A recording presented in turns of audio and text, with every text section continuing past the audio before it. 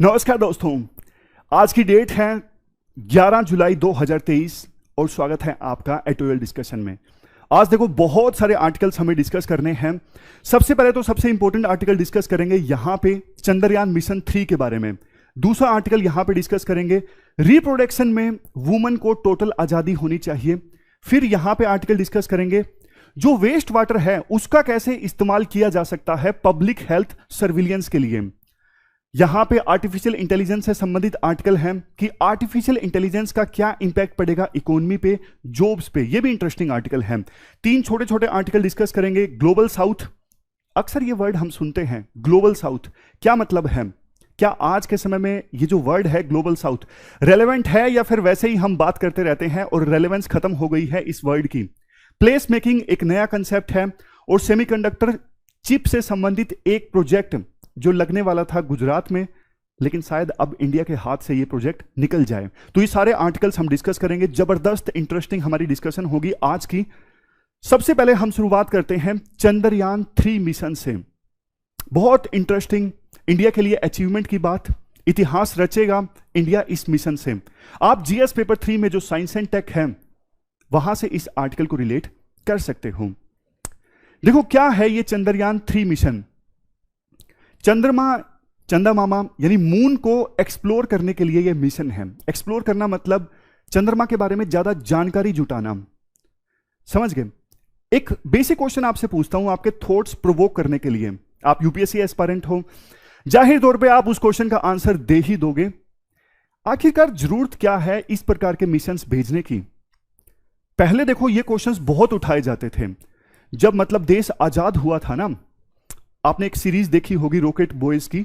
सरकार परमिशन नहीं देती थी, गरीबी इतनी ज्यादा थी, सरकार के मन में ना डायलेमा आता था, इतनी गरीबी है, पहले गरीबी मिटाएं या फिर ये स्पेस पे ध्यान दें। लेकिन बाद में वो डायलेमा सेटल डाउन हो गया कि स्पेस मिशंस पे ध्यान देने से गरीबी भी खत्म होती है, डायरेक्टली फायदा होता है इन स्पेस मिशंस का गरीबी खत्म करने में। तो ये बेनिफिट्स हैं देखो चंद्रयान मिशन 3 के। देखो चंद्रयान मिशन 3 पर वहां पे लैंडर उतरेगा। लैंडर रोवर क्या है अभी डिटेल से डिस्कस करेंगे, लेकिन हमारे इक्विपमेंट्स चंद्रमा पे जाएंगे तो वहां पे वो एक्सप्लोर करेंगे क्या क्या एलिमेंट्स हैं चंद्रमा पे, कौन से एलिमेंट्स हैं, कौन से रिसोर्स मौजूद हैं, कैसे इंडिया उनका फायदा उठा सकता है। इंडिया पर लाइफ बेटर बनाने के लिए एलिमेंट्स वहां पे उनके बारे में जानकारी जुटाई जाएगी। टेम्परेचर कैसा है, सीस्मिक वेव्स हैं या नहीं है, तो इससे पता लगेगा कि सोलर सिस्टम का कैसे एवोल्यूशन हुआ, कैसे सोलर सिस्टम हमारा इवोल्व हुआ।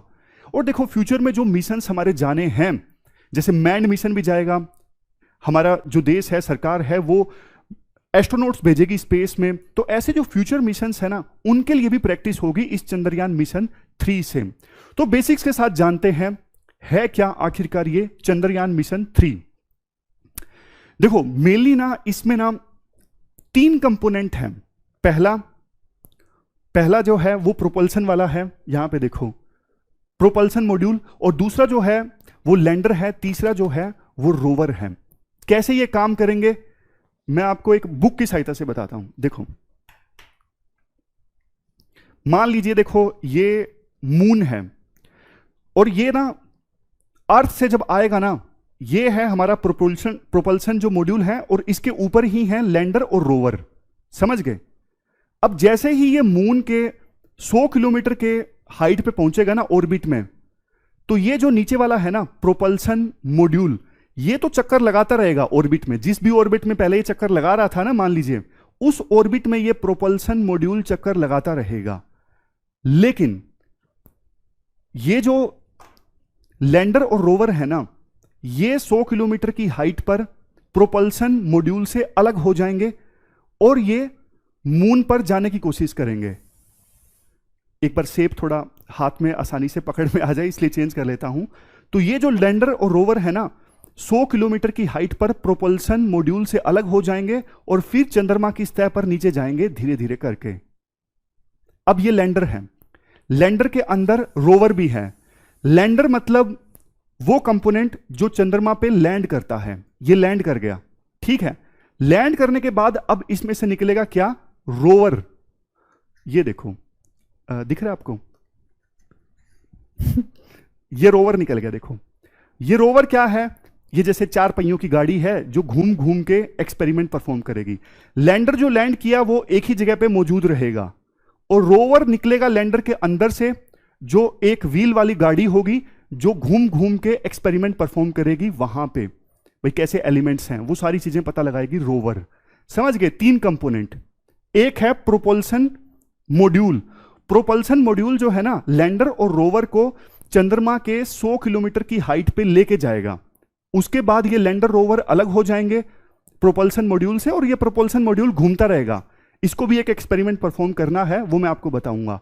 तो 100 किलोमीटर की हाइट पर ये अलग हो गए लैंडर और रोवर। फिर क्या किया, लैंडर नीचे लैंड किया चंद्रमा की सतह पर, और उसमें से निकलेगा रोवर। रोवर पहियों वाली गाड़ी है जो घूम घूम के एक्सपेरिमेंट परफॉर्म करेगी। समझ गए? बेसिक कंसेप्ट आपका क्लियर हो गया।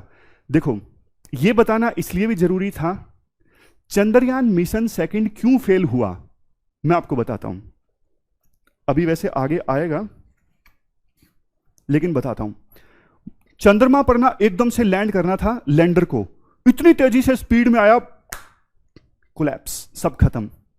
मतलब लैंडर को ना स्पीड कम करनी थी ना, वो स्पीड कम कर ही नहीं इसका चंद्रयान 2 मिशन में, इसलिए चंद्रयान 2 फेल हो गया बुरी तरह से। अभी क्या अप्रोच अपनाई है ताकि यह इंश्योर किया जा सके कि चंद्रयान 3 पूरी तरह से सफल हो, वो भी आपको बताता हूं। लेकिन आप इतना समझ गए होंगे लैंडर क्या है, रोवर क्या है, और प्रोपल्सन जो मॉड्यूल है वो क्या है। इनके द्वारा कौन से एक्सपेरिमेंट्स परफॉर्म किए जाएंगे, आप ये भी देख लो, यूपीएससी इस पे भी क्वेश्चन पूछ सकती है। ये देखो, ये लैंडर है जो चंद्रमा पे लैंड करेगा ना, ये सारे एक्सपेरिमेंट्स परफॉर्म करेगा। यूपीएससी इनके बारे में पूछ सकती है। आप एक बार इन पर नजर डाल लीजिएगा, कौन कौन से एक्सपेरिमेंट्स लैंडर परफॉर्म करेगा, और वो पहियों वाली गाड़ी है जो लैंडर के अंदर से निकली थी, वो कौन से एक्सपेरिमेंट परफॉर्म करेगी, वो भी देख लीजिए। और सबसे लास्ट में प्रोपल्सन डिजाइन मॉड्यूल, जो चंद्रमा से 100 किलोमीटर की हाइट तक पहुंचा, फिर वहां पे इसने लैंडर और रोवर को डिटैच कर दिया और ऑर्बिट में घूमता रहा। यह भी एक एक्सपेरिमेंट परफॉर्म करेगा जिसका नाम है शेप। ये एक बार जल्दी से ना पढ़ लीजिएगा बस, ताकि यूपीएससी अगर पूछती है तो बेसिक जानकारी आपके पास हो। यूपीएससी ना कई बार ऐसे भी क्वेश्चन पूछ लेती है कि ये टर्म्स न्यूज में है, क्या है, क्या कोई नए मिनरल्स मिले हैं, या फिर चंद्रयान 3 में परफॉर्म किए गए एक्सपेरिमेंट्स हैं, तो इसलिए जरूरी है ये मिशन। अब देखो, एक बड़ी पिक्चर मैं आपको दिखाता हूं कि चंद्रयान मिशन की शुरुआत कब हुई और किस किसने कितना काम किया। चंद्रयान 1 सबसे पहले आया था 2008 में। इसमें ना सिर्फ लूनर ऑर्बिटर था, इसमें लैंडर रोवर नहीं थे। जैसे मान लीजिए ये है, ये मान लीजिए मून है, तो इसमें ना बस चारों ओर चक्कर ही काटता रहा, ऊपर ऊपर से जो दिख गया। लैंडर रोवर नहीं थे जो चंद्रमा की धरती पर ना लैंड कर सके। समझ गए? बस काम चक्कर काटना था, चक्कर काटते काटते कुछ फोटो खींच ली, कुछ दिख गया, तो बस वही था। लेकिन ना बहुत इंपॉर्टेंट चीजें दिख गई थी 2008 में। सफल था 2008 का मिशन। 2008 अक्टूबर से लेकर अगस्त 2009 तक चला, और इस मिशन में ना वाटर डिटेक्ट हुआ था मून पे। जो आइस वाले वाटर पार्टिकल्स थे ना, उनको डिटेक्ट किया गया चंद्रयान 1 के द्वारा। तो सफल रहा 2008 में चंद्रयान 1। बाद में आया 2019 में चंद्रयान 2। ये है चंद्रयान 2। इसमें ये सब थे, लूनर ऑर्बिटर, लैंडर और रोवर। लेकिन जैसा मैंने आपको बताया, एकदम से लैंडर को लैंड करना था ना, आराम आराम से लैंड करना था, वो तो एकदम जोर से आया, कोलैप्स कर गया, सब खत्म। स्पीड कम ही नहीं हुई जो होनी थी। लेकिन अब जो चंद्रयान 3 है ना, काफी सारी चीजों को ध्यान में रख के बनाया गया है। मतलब चंद्रयान 2 जो था ना, वो सक्सेस वाली अप्रोच को अपनाते हुए मतलब वो मिशन डिजाइन किया गया था। ये चंद्रयान 3 जो है ना, सारे सिनेरियो जो है ना पहले से ही सोच लिए गए हैं। हो सकता है सेंसर काम करना बंद कर दे, हो सकता है एल्गोरिथम खराब हो जाए, हो सकता है इंजन खराब हो जाए, सारे जितने भी फेलियर वाले सिनेरियो हो सकते हैं ना, पहले ही सोच लिया गया है और सबके लिए बैकअप रखा गया है। जैसे हम आईएएस की तैयारी करते हैं ना, तो एक तो होती है सक्सेस वाली अप्रोच कि इतने घंटे में पढ़ूंगा। एक होता है कि मान लीजिए मैं ना पढ़ पाया, बैकअप भी हमारा ऑलरेडी तैयार है कि ना पढ़ पाया तो मैं जल्दी से ये बुक पढ़ लूंगा, इससे जल्दी रिवीजन हो जाएगी। तो उसी प्रकार से इस बार इसरो ने ना चंद्रयान 3 में सारे सिनेरियो पहले ही कंसीडर कर लिए हैं, तो ये फेल सेफ अप्रोच है, इसमें फेलियर की संभावना बहुत कम है। तो ये समझ लिया आपने, ये डिफरेंस है। चंद्रयान सेकंड ये तो देखो सफल हुआ नहीं था, ये है चंद्रयान 3। कब लॉन्च होगा? 14 जुलाई को। 14 जुलाई को ये लॉन्च होगा और 23 अगस्त को ये लैंड करेगा चंद्रमा पर। अगर सब कुछ सही रहा तो, अगर सब कुछ सही नहीं रहा, कुछ सनलाइट वगैरह की दिक्कत आ गई सनराइज की, तो फिर 1 महीने बाद लैंड करेगा ये चंद्रमा पर सितंबर में, ऐसा इसरो ने बोला है। अब समझ गए आप? अब देखो यहां पे एक और कंसेप्ट आता है। ये सारी इंफॉर्मेशन मैंने आपको दे दी, स्लाइड्स आप डाउनलोड करके सारी पढ़ सकते हो। वही इंफॉर्मेशन है भाई, कितने एक्सपेरिमेंट्स परफॉर्म किए जाएंगे रोवर के द्वारा, कितने लैंडर के द्वारा, वो सारी इंफॉर्मेशन टेक्स्ट की फॉर्म में है। अब देखो एक और चीज आपको बताता हूं, एक जो सिग्निफिकेंट चीज है इस चंद्रयान मिशन 3 से संबंधित। देखो मान लीजिए ये मून है, ये बीच में इक्वेटर है, मून की शेप में नहीं है लेकिन हाइपोथेटिकल एक बार आप मान लीजिए, ये ऊपर नॉर्थ पोल नीचे साउथ पोल। सिग्निफिकेंट चीज ये है, ये जो चंद्रयान मिशन 3 है ना, ये साउथ पोल पे लैंड करेगा। अभी तक वर्ल्ड में जितने भी मून पर मिशंस गए हैं ना, साउथ पोल पर आज तक कोई भी मिशन लैंड नहीं कर पाया है। समझ गए? ये बहुत ज्यादा सिग्निफिकेंट चीज है।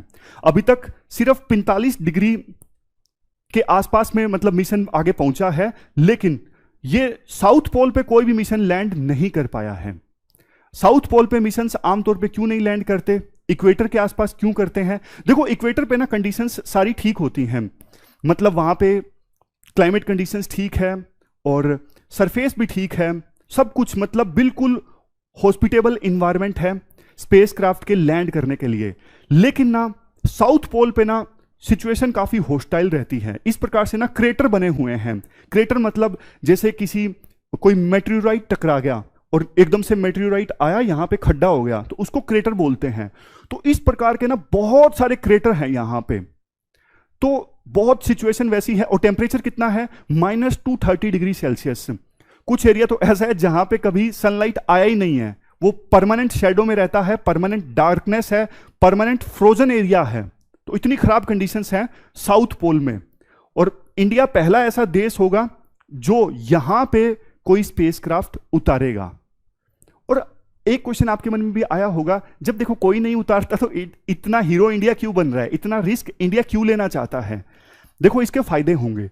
एक तो ना, चूंकि यहां पे परमानेंट टेम्परेचर जो है -230 डिग्री सेल्सियस है, तो यहां पे जो मिनरल्स हैं, जो फ्रेगमेंट्स हैं ना, वो परमानेंट फ्रोजन शेप में होंगे, परमानेंट जमे हुए हैं, तो रिलेटिवली ना कम इफेक्ट हुए हैं सनलाइट की वजह से या फिर किसी दूसरी चीज की वजह से। आपको भी पता है फ्रिज में जो चीज पड़ी होती है वो सही स्टेट में रहती है, प्रिजर्व होकर रहती है। तो यहां पे जो फ्रेगमेंट्स मिलेंगे, जो मिनरल्स मिलेंगे ना, जो सबूत मिलेंगे, वो सही ठीक ठाक शेप में होंगे। तो जो जानकारी इकट्ठा करनी है ना कि हाँ सोलर सिस्टम कब इवोल्व हुआ, वो सारी जानकारी यहां से ज्यादा अच्छे ढंग से जुटाई जा सकती है। और देखो बाकी एरिया तो एक्सप्लोर हो ही गए, मतलब जो काम दुनिया ऑलरेडी कर चुकी है वो काम फिर से क्यों करना? काम करो तो वो करो ना जो दुनिया ने आज तक नहीं किया है। तो इंडिया ना उसी स्ट्रेटजी पे काम कर रहा है। इंडिया बोला कि हम साउथ पोल पे उतारेंगे, हम नहीं उतारेंगे वहां पे, बाकी इक्वेटर के आसपास तो कोई भी उतार दे, मतलब मून का जो इक्वेटर है वहां पे तो कोई भी उतार सकता है। तो देखो ये इसीलिए बहुत सिग्निफिकेंट है, इसीलिए बोला जा रहा है कि इंडिया ना इतिहास रचने जा रहा है। साउथ पोल पे आज तक किसी ने, मून के साउथ पोल पे आज तक किसी ने अपना स्पेसक्राफ्ट नहीं उतारा है, इंडिया उतारने जा रहा है, मतलब इंडिया इतिहास रचने जा रहा है। तो ये पूरा आर्टिकल हमने डिस्कस किया चंद्रयान मिशन 3 के बारे में। आगे बढ़ने से पहले आज की एथिकल टर्म देख लेते हैं, ह्यूमिलिटी।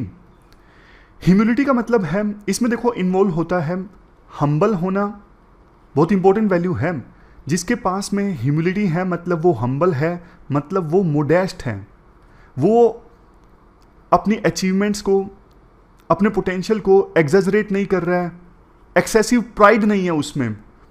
आजकल हम देखते हैं ना कि थोड़ी सी स्किल सीख ली, इतना ज़्यादा एटीट्यूड आ जाता है कि मुझे तो बहुत ज़्यादा आता है, मैं तो एलीट हूँ। बहुत से ब्यूरोक्रेट्स भी आप ऐसा देखते हो, ह्यूमिलिटी नहीं होती उनके पास में, सिलेक्ट हो गए, बहुत ज़्यादा घमंड आ जाता है। देखो जो लोग जिनके पास में ह्यूमिलिटी की वैल्यू है ना, वो इस प्रकार के होते हैं। एरोगेंस नहीं होती बिल्कुल भी, अपनी कैपेबिलिटीज को ओवर एस्टिमेट नहीं लगाते, अपनी मिस्टेक्स को स्वीकार करते हैं, दूसरों की बात सुनते हैं, दूसरों की हेल्प करते हैं विदाउट एक्सपेक्टिंग रिकॉग्निशन की मैंने हेल्प की है, मेरी बड़ाई हो, और कंस्ट्रक्टिव फीडबैक स्वीकार करते हैं। ये क्वालिटीज अगर किसी के अंदर है ना, तो इसका मतलब उसके पास में ह्यूमिलिटी की वैल्यू है।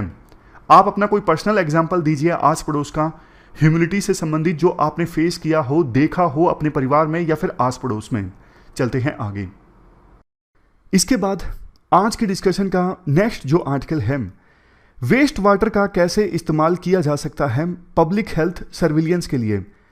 इनोवेटिव आर्टिकल है, आप जीएस पेपर सेकंड के इस टॉपिक से आर्टिकल को रिलेट कर सकते हो। बेसिक्स की बात पहले करते हैं। पब्लिक हेल्थ सर्विलियंस से आपका क्या मतलब है? पब्लिक हेल्थ सर्विलियंस, देखो जैसे कोविड-19 की महामारी फैली ना, तो सरकार ने क्या काम स्टार्ट किया? सरकार हॉस्पिटल्स के टच में आई और हॉस्पिटल्स को बोला कि जो भी कोविड के केसेस आ रहे हैं ना, आप हमें बताइए। इवन लेबोरेटरीज को भी सरकार ने यही बोला कि जैसे ही कोविड का केस आता है आप हमें बताइए। मकसद सरकार का यह था कि महामारी के बारे में डेटा कलेक्ट करना और उस डेटा को एनालाइज करना, ताकि पता लगाया जा सके कि पर्टिकुलर एरिया में महामारी कितनी फैली है। अगर ज़्यादा फैली है तो उसी हिसाब से एक्शन लिया जा सके, जैसे कंटेनमेंट जोन या फिर लॉकडाउन लगाया जा सके। और कई बार तो सरकार ने ऐसा भी एक्शन लिया कि घर घर जाके भी कोविड की टेस्टिंग हुई। तो ये सब चीज़ें आती हैं पब्लिक हेल्थ सर्विलियंस में। पब्लिक हेल्थ सर्विलियंस मतलब लोगों की हेल्थ से संबंधित डेटा सरकार की तरफ से कलेक्ट किया जाता है, उस डेटा को एनालाइज किया जाता है ताकि फर्दर स्टेप्स लिए जा सकें।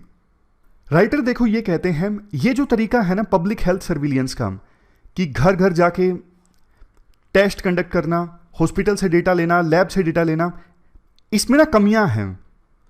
कमियां देखो, सबसे पहली कमी तो ये है, क्या स्टाफ हर एक डिजीज के लिए अलग से टेस्ट कंडक्ट करेगा?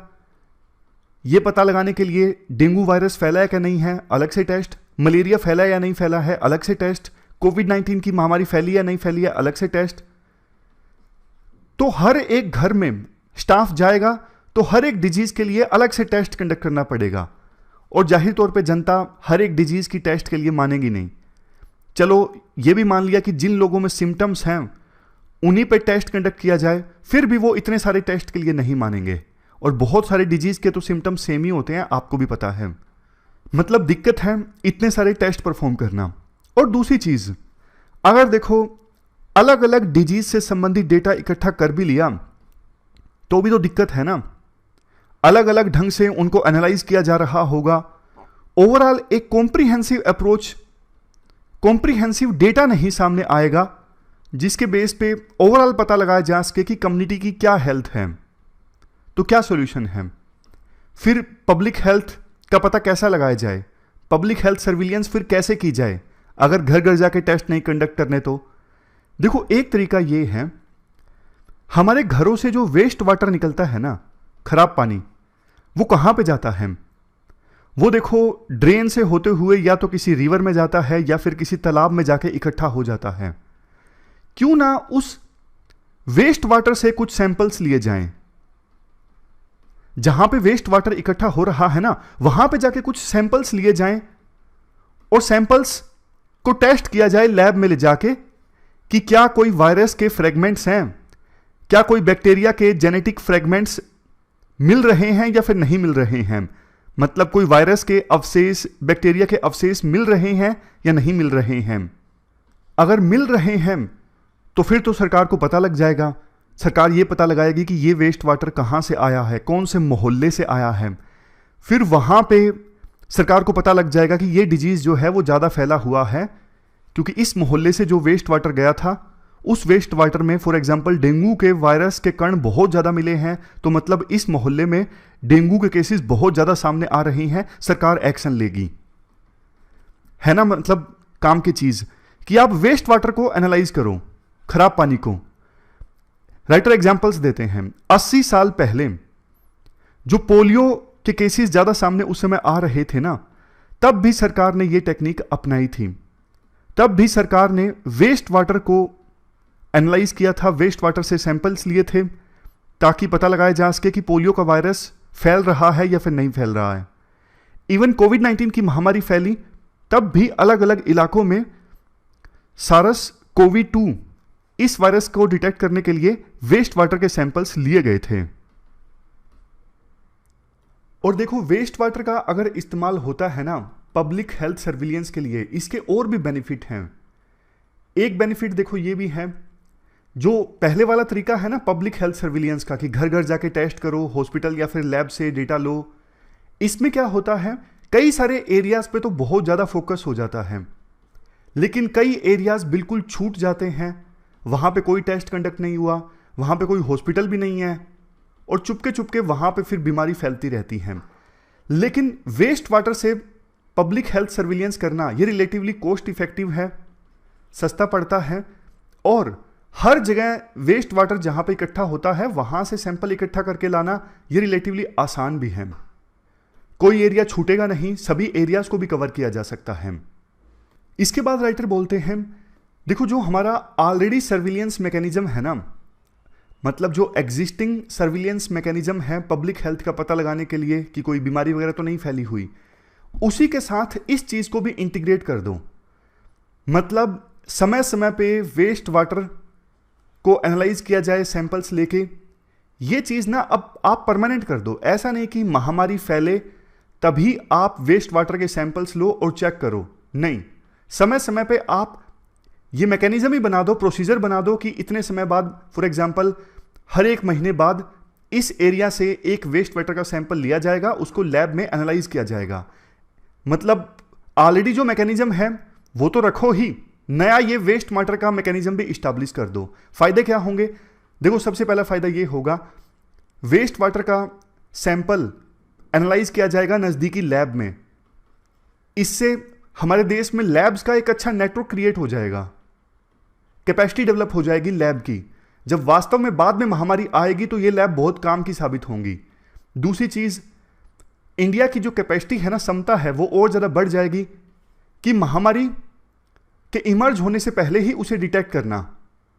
मतलब कोई भी डिजीज़ है, वो उसके सिम्टम्स सामने आए लोगों में, उससे पहले ही इसे डिटेक्ट कर लेना और आवश्यक जो स्टेप्स है वो ले लेना। लास्ट में राइटर 2 पॉइंट बोलते हैं। पहला पॉइंट, आप ना इस चीज़ को कि वेस्ट वाटर का भी एनालिसिस हो, इस चीज़ को ना आयुष्मान भारत डिजिटल मिशन से जोड़ सकते हो। इस ऑनलाइन प्लेटफॉर्म पे सारा डेटा अपलोड हो, रियल टाइम ट्रैकिंग की जा सकती है। अगर सारा डेटा अपलोड होगा तो कहाँ पे हमारे देश में डिजीज़ फैला हुआ है, कौन सा फैला हुआ है, कितने केस सामने आए हैं, फिर टारगेटेड रिस्पॉन्स दिया जा सकता है सरकार के द्वारा। मतलब जिस हिसाब से बीमारी फैली हुई है उसी हिसाब का रिस्पॉन्स आ सकता है। और देखो, इसके लिए हमारे देश में ना जो पब्लिक हेल्थ प्रोफेशनल्स हैं ना, वो ट्रेंड होने चाहिए, ना सिर्फ संख्या में, क्वालिटी में भी। और इसके साथ साथ ये जो डेटा है ना, ये सरकार ग्लोबल हेल्थ एजेंसीज के साथ भी शेयर करे, फॉर एग्जांपल WHO के साथ में। इससे इंडिया और बेहतर ढंग से इन डिजीज से जो फैल रहे हैं उनसे निपट सकता है, क्योंकि जो ग्लोबल एजेंसीज है ना, वो भी इंडिया के साथ डेटा शेयर करेंगी कि दूसरे देशों में बीमारी कैसे फैली और इंडिया कैसे निपट सकता है। तो ये जो अप्रोच है ना, ये हमारे देश में पब्लिक हेल्थ को और ज़्यादा इंप्रूव करने में बहुत ज़्यादा कारगर साबित होगी। तो ये पूरा आर्टिकल हमने डिस्कस किया, चलते हैं आगे। इसके बाद आज के डिस्कशन का नेक्स्ट आर्टिकल पॉपुलेशन से संबंधित है। आप जीएस पेपर 1 और जीएस पेपर 2 के इन टॉपिक्स से आर्टिकल को रिलेट कर सकते हो। आज देखो, वर्ल्ड पॉपुलेशन डे है, 11 जुलाई है। बेसिक्स की बात हम पहले करते हैं।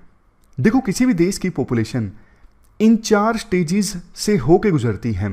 सबसे पहले रैपिड ग्रोथ, दूसरे नंबर पे स्लो ग्रोथ, तीसरे नंबर पे जीरो ग्रोथ और चौथे नंबर पे नेगेटिव ग्रोथ।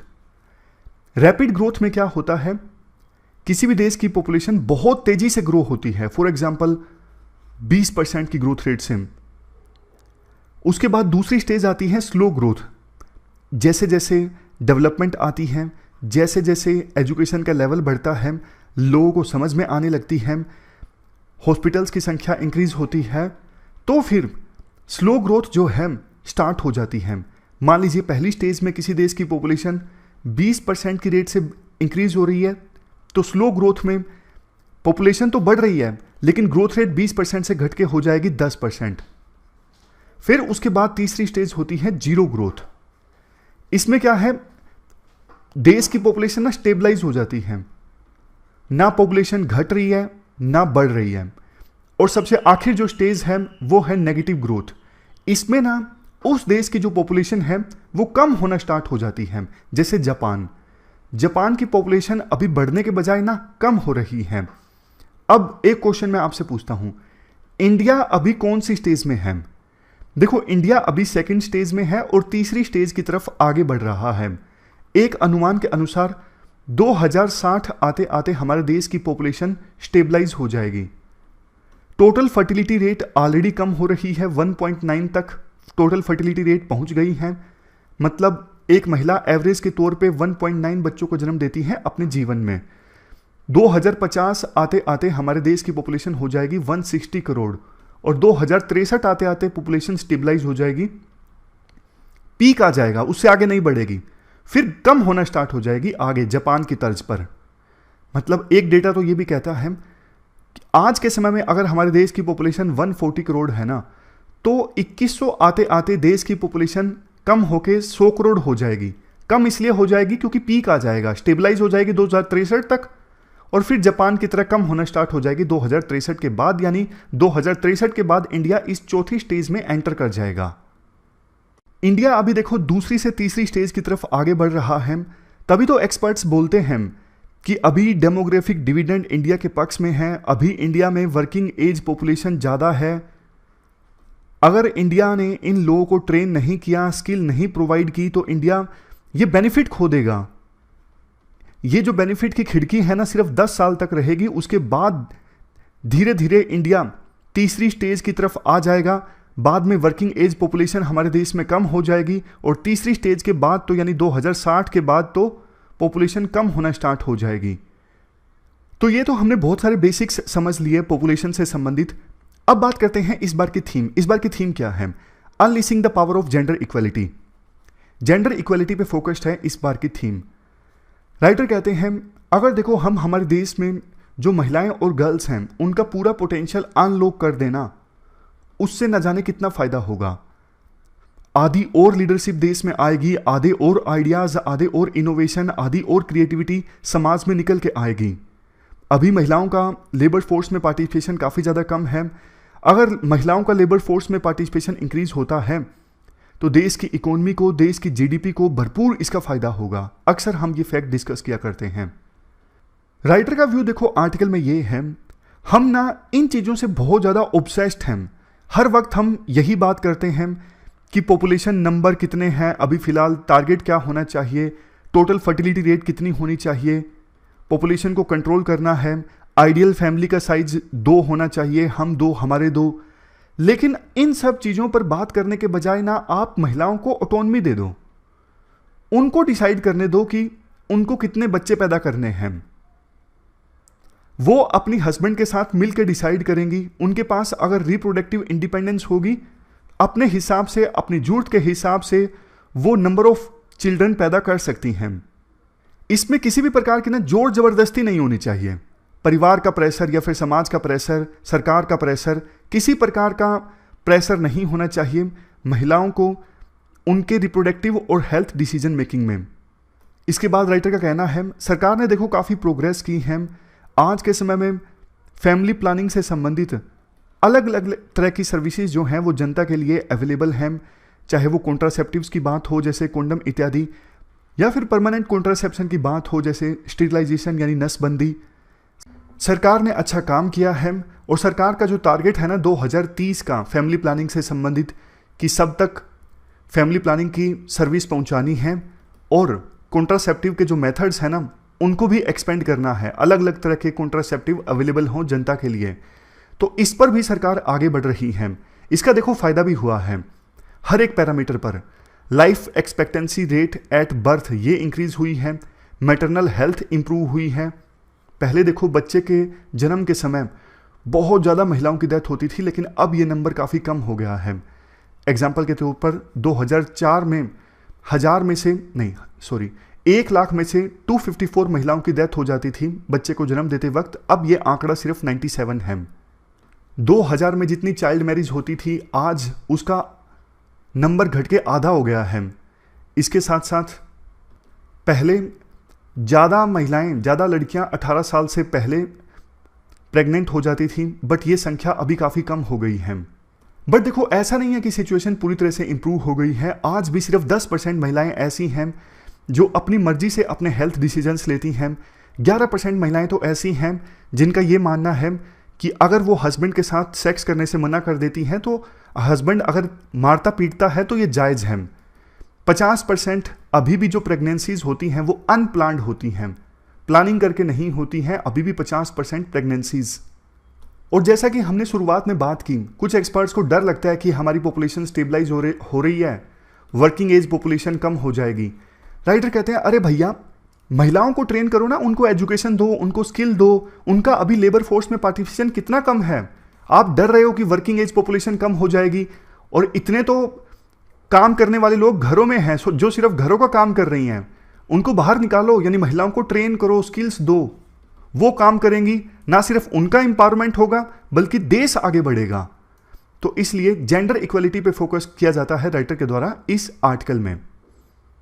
इसके बाद नेक्स्ट आर्टिकल, एआई का क्या इंपैक्ट पड़ेगा इकोनॉमी पर और जॉब्स पर, इस इशू से संबंधित है। मैंने पॉइंट्स ड्रा कर लिए हैं इस आर्टिकल से। आप जीएस पेपर 3 के इस टॉपिक से आर्टिकल को रिलेट कर सकते हो। देखो, आज के समय में ना आर्टिफिशियल इंटेलिजेंस से संबंधित काफ़ी एडवांस टेक्नोलॉजी आ गई है। चैट जीपीटी के बारे में तो आपने सुना ही होगा। ये तो सिर्फ देखो एक एग्जांपल है, और भी अलग अलग तरह की एआई जो है आज के समय में मार्केट में अवेलेबल है। अब इनका क्या असर होगा इकोनॉमी पर और जॉब्स पर, आप बताइए। कुछ लोगों का देखो ये कहना है कि पहली बार ऐसा होगा कि जो वाइट कॉलर जॉब्स हैं वो कम हो जाएंगी, बहुत से लोग जो हैं अपनी जॉब खो देंगे। देखो, ये एक बहुत बड़ा ना डिबेटेबल इशू है। जॉब्स तो देखो कम होंगी जाहिर तौर पे, खास करके देखो जिन जॉब्स में ऑटोमेशन इन्वॉल्व है ना, मतलब मैनुअल काम हो रहा है, बार बार सेम काम हो रहा है, कोई दिमाग नहीं लगाना, ऐसी जॉब्स कम हो जाएंगी। अब ऐसी जॉब्स जो हैं वो आर्टिफिशियल इंटेलिजेंस करेगा, जैसे कोडिंग है, सॉफ्टवेयर कोडिंग से संबंधित जॉब्स हैं, अब उनकी जॉब कम हो जाएंगी। पहले जो टेक्नोलॉजीज आती थी ना, उनकी वजह से जैसे मैन्युफैक्चरिंग सेक्टर में जॉब्स कम होती थी, पहले टेक्नोलॉजीज आती थी, उनका नेगेटिव इंपैक्ट होता था ब्लू कॉलर जॉब्स पे, मैन्युफैक्चरिंग सेक्टर की जॉब्स पे। लेकिन पहली बार ऐसा हुआ कि वाइट कॉलर जॉब्स पे बहुत ज़्यादा नेगेटिव इंपैक्ट पड़ेगा। एक पॉइंट ये भी है, जो वर्कर अपने काम में आर्टिफिशियल इंटेलिजेंस का इस्तेमाल करेंगे वो ज़्यादा कैपेबल हो जाएंगे, ज़्यादा प्रोडक्टिव हो जाएंगे, ज़्यादा स्किल्ड वाले हो जाएंगे, तो उन लोगों की जॉब को तो कोई खतरा नहीं है। लेकिन देखो, वो लोग जो अपनी जॉब में आर्टिफिशियल इंटेलिजेंस को नहीं अपना रहे हैं, आर्टिफिशियल इंटेलिजेंस को नहीं सीख रहे हैं, इसकी एप्लीकेशंस को नहीं सीख रहे हैं, तो उन लोगों की जो जॉब है ना, या तो खतरे में आ जाएगी या फिर वो कम प्रोडक्टिव हो जाएंगे, उनके वेजेस कम हो जाएंगे, उनकी ग्रोथ रुक जाएगी। और देखो, अगर आपको ऐसा लगता है ना कि इतना भी कोई खास फर्क नहीं पड़ रहा है आर्टिफिशियल इंटेलिजेंस का, सिर्फ बातें हैं, नहीं, जो राइटर कहते हैं ऐसा नहीं है। आने वाले 5 सालों में आप देखिएगा अलग अलग बिजनेस प्रोसेसेस में और ऑपरेशंस में आर्टिफिशियल इंटेलिजेंस का इस्तेमाल बहुत ज़्यादा होने लगेगा। अब विभिन्न कंपनीज, विभिन्न देश बहुत ज़्यादा इन्वेस्ट कर रही हैं, तो उसका जो इम्पैक्ट है ना, आने वाले 5 से 10 सालों में आप देखोगे। एस्टिमेशन ये है कि 2030 आते आते ग्लोबल जीडीपी 14% बढ़ जाएगी। आर्टिफिशियल इंटेलिजेंस में जो टेक्नोलॉजिकल एडवांसमेंट आ रही है ना, इसकी वजह से स्पेसिफिक नंबर की बात करें तो $15.7 ट्रिलियन। इतना डेटा बहुत है, नीचे वाला डेटा मत याद रखिए। मतलब इकोनॉमी को तो फायदा होगा जाहिर तौर पे।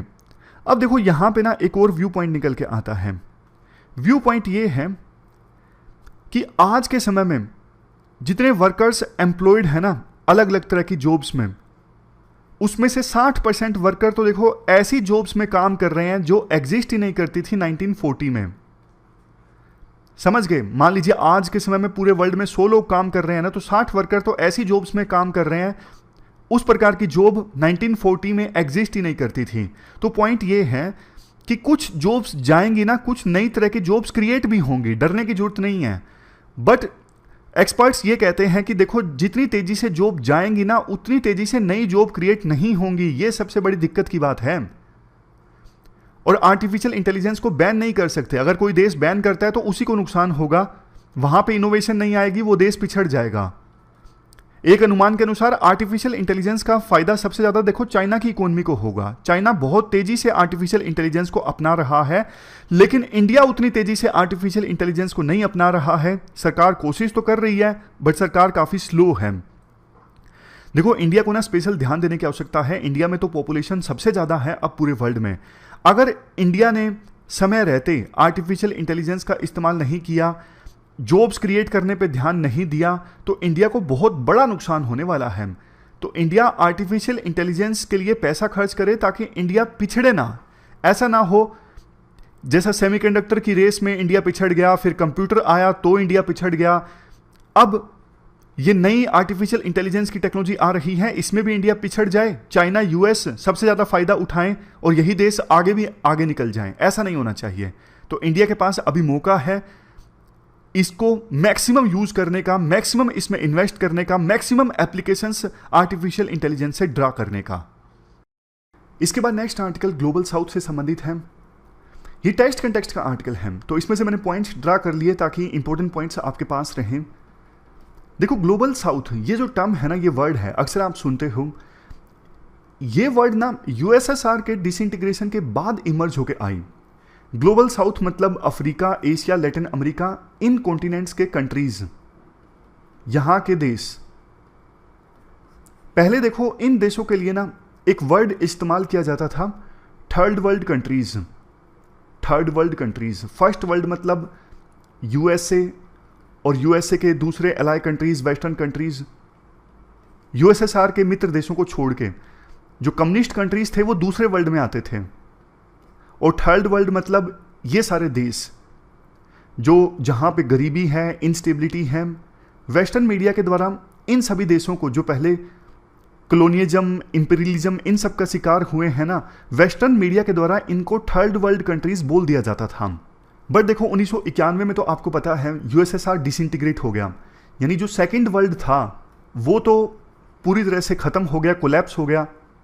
तो इसलिए ये जो क्लासिफिकेशन थी ना, फर्स्ट वर्ल्ड यूएसए वाले देश जहां पे लिबरलिज्म है, कैपिटलिज्म है, सेकंड वर्ल्ड कम्युनिस्ट वाले देश, और थर्ड वर्ल्ड ये सारे देश जो कॉलोनिज्म का शिकार रहे, इंपीरियलिज्म का शिकार रहे और कोल्ड वार के दौरान जो नैम में शामिल रहे, नॉन अलाइन मूवमेंट में, जैसे इंडिया, इजिप्ट, इंडोनेशिया, ये सारे देश। बट देखो यूएसएसआर के डिसइंटीग्रेशन के बाद ये क्लासिफिकेशन कोलैप्स कर गई, इररिलेवेंट हो गई। तो वेस्टर्न मीडिया ने एक और टर्म दी, ग्लोबल साउथ। ग्लोबल साउथ शुरू में तो देखो ज्योग्राफी के हिसाब से ये टर्म थी, क्योंकि ग्लोब में ना साउथ वाले जो देश हैं ना, वही आमतौर पे गरीब देश हैं, पुअर, लेस डेवलप्ड, डेवलपिंग, या फिर बहुत ही ज़्यादा गरीब, मतलब ये सारे देश ग्लोब में साउथ में ही आते हैं। शुरू में ज्योग्राफी के हिसाब से ये टर्म दी गई थी, बट आज के समय में ना ज्योग्राफी के हिसाब से ग्लोबल साउथ टर्म रेलेवेंट नहीं है। ये इकोनॉमी के हिसाब से बेशक रेलेवेंट हो सकती है, क्योंकि ज्योग्राफी में तो देखो साउथ में इंडिया भी आता है, चाइना भी आता है, बट इन देशों की इकोनॉमी कितनी ज़्यादा बढ़ चुकी है। राइटर ब्रिक्स का एग्जाम्पल देते हैं, ब्रिक्स की इकोनॉमी टोटल जीडीपी का कितना % कंट्रीब्यूट करती है। आने वाले समय में वर्ल्ड की जो 4 सबसे बड़ी इकोनॉमीज होंगी, उसमें से 2 एशिया की होंगी, एक इंडिया की, एक चाइना की। तो ज्योग्राफी के हिसाब से आज के समय ये ग्लोबल साउथ की टर्म रेलेवेंट नहीं है। अगर इकोनॉमी के हिसाब से और जियोपॉलिटिकल पर्सपेक्टिव से आप रेलेवेंट रखना चाहते हो, तो इसमें उन देशों को डाल सकते हो जहां पे गरीबी है, जो अभी जिनकी इकोनॉमी कम है, जहां पे इंस्टेबिलिटी है, वो सारे देश। तो यही राइटर का कहना है कि ज्योग्राफी के हिसाब से ग्लोबल साउथ को मत देखो। आने वाला समय एशिया का है, ये एशियन सेंचुरी है, तो ज्योग्राफी के हिसाब से ग्लोबल साउथ रेलेवेंट नहीं है। इसके बाद देखो फ्रंट पेज पे एक न्यूज़ है, इंडिया के लिए बुरी खबर। देखो फोक्सकॉन एक ताइवान की कंपनी है जिसने इंडिया की कंपनी वेदांता के साथ मिलके एक जॉइंट वेंचर इस्टेब्लिश किया, और ये जॉइंट वेंचर गुजरात में एक प्रोजेक्ट लगाने वाला था सेमीकंडक्टर चिप्स मैन्युफैक्चर करने के लिए। शुरुआत में तो ये महाराष्ट्र में लगने वाला था, लेकिन बाद में गुजरात शिफ्ट हुआ। इस पे एक बहुत बड़ी कंट्रोवर्सी भी पैदा हुई थी। टोटल इन्वेस्टमेंट आती इसमें 19.5 बिलियन डॉलर्स की। बहुत फायदा होता। बार बार हम बात करते हैं सेमीकंडक्टर चिप्स देश के लिए कितनी ज़रूरी हैं। प्लांट इंडिया में भी होना चाहिए, क्योंकि इलेक्ट्रॉनिक गैजेट्स डिपेंड करते हैं सेमीकंडक्टर चिप्स के ऊपर, जिन्हें हम इंपोर्ट करते हैं। तो इंडिया की डिपेंडेंसी दूसरे देशों के ऊपर है, तो इंडिया में प्लांट लगना ज़रूरी है। तो ये प्लांट लग रहा था, प्रपोज था, बट अब ना फॉक्सकॉन जो कंपनी है, इन्होंने कहा है कि हम वेदांता के साथ जो जॉइंट वेंचर है उससे बाहर आ रहे हैं। अभी देखो, सरकार ने तो ये बोला है कि कौन सी कंपनीज आपस में जॉइंट वेंचर करेंगी उस पर हमारा कोई बस नहीं चलता। हम तो फॉक्सकॉन से रिक्वेस्ट कर रहे हैं कि आप किसी दूसरी कंपनी के साथ जॉइंट वेंचर इस्टेब्लिश कर लीजिए, बट प्रोजेक्ट से पीछे मत हटिए। हमने इनफ इंसेंटिव भी दिए हैं ताकि वो यहाँ पे हमारे देश में प्लांट लगाएं। इसलिए अभी प्लांट नहीं इस्टेब्लिश होगा, इस पर सहमति नहीं बनी है। इस पर तो फॉक्सकॉन फैसला लेगा, बट हम वेदांता के साथ मिलकर जॉइंट वेंचर जो प्लांट लगाने वाला था वो तो नहीं लगेगा। तो ये बुरी खबर है। इसके बाद देखो, एक अच्छी न्यूज़ है जिसको आप एग्जाम्पल के तौर पे इस्तेमाल कर सकते हो। कैसे अर्बन इंडिया कम्युनिटी के लिए स्पेस को रिक्लेम कर रहा है। जैसे देखो, शहरों में ना कम्युनिटीज आपस में इंटरेक्ट कर सकें, स्पेस ही नहीं बचता। तो यहाँ पर इनोवेशन देखने को मिल रही है। जैसे महाराष्ट्र के पिंपरी चिंचवाड़ में हॉस्पिटल की छत पर एक कैफ़े इस्टेब्लिश हुआ, टेरेस पे एक कैफ़े इस्टेब्लिश हुआ। फ्लाईओवर के नीचे आंगनवाड़ी इस्टेब्लिश हुआ। गुजरात के वडोदरा में आंगनवाड़ी के लिए जगह नहीं मिलती, तो फ्लाईओवर के नीचे जगह थी, वहाँ पे आंगनवाड़ी इस्टेब्लिश हुआ।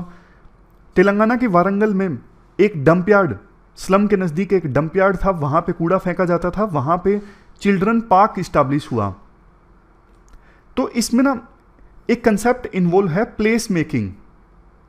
प्लेस मेकिंग कंसेप्ट ये कहता है, बात सिर्फ ये नहीं है कि स्पेस को अच्छे से यूटिलाइज करना, नहीं।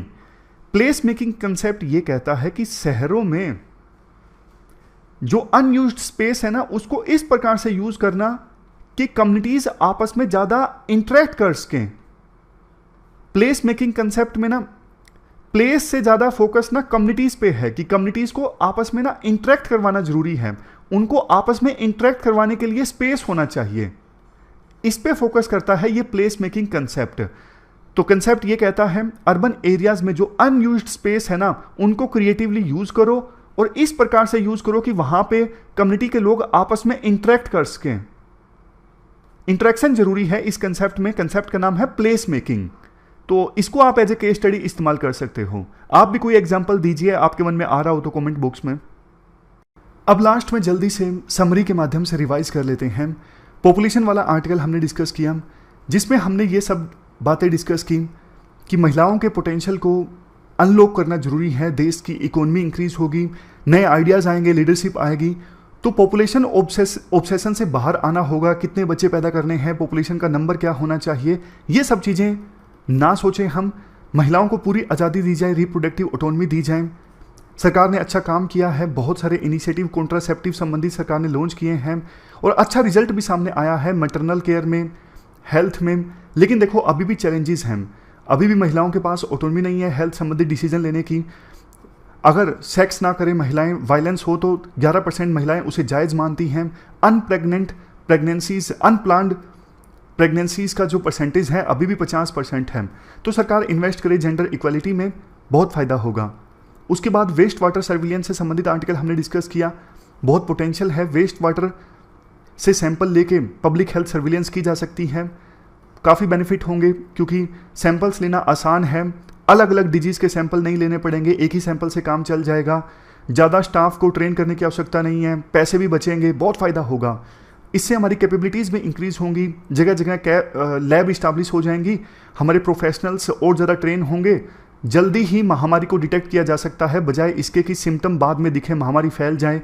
डेटा सरकार सबके साथ शेयर करे। वेस्ट वाटर एनालिसिस से जो डेटा आता है ना सिर्फ हमारे देश में आसानी से अवेलेबल होना चाहिए, बल्कि ग्लोबल जो एजेंसीज हैं उनके साथ भी सरकार अच्छे से शेयर करे। इसके लिए पैसे देने होंगे सरकार को, मतलब फंड सरकार को रिलीज़ करना होगा। G20 में ये इशू उठाया जा सकता है। ये सारी चीज़ें हैं। दो क्वेश्चंस जो आज आपको अटेम्प्ट करने हैं, दोनों 250 वर्ड्स में। वेबसाइट पे जाके pwonlyice.com पे जाके आप इन क्वेश्चंस का आंसर दे सकते हो। मॉडल आंसर भी आपको मिलेंगे और कुछ आंसर्स इवेल्युएट भी होंगे। तो इस डिस्कशन में आज इतना ही है। Thank you very much for discussion.